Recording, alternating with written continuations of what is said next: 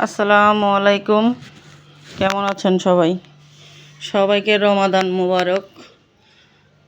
আজকে আমার আপুর বাসায় দাওয়াত দিছে, আমরা দাওয়াত খেতে আসছি।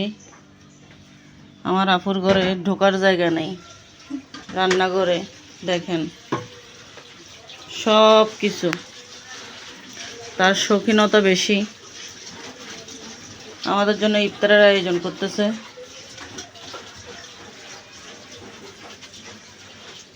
আমার আপার ঘরে জিনিসের অভাব নাই, দেখেন মাশাআল্লাহ অনেক সুন্দর করে সাজাইছে আমার বড় আপুর ঘর।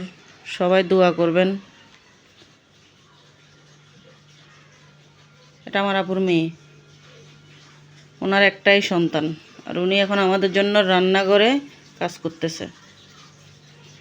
সবাই দোয়া করবেন, ইনশাল্লাহ সবাই ভালো থাকবেন।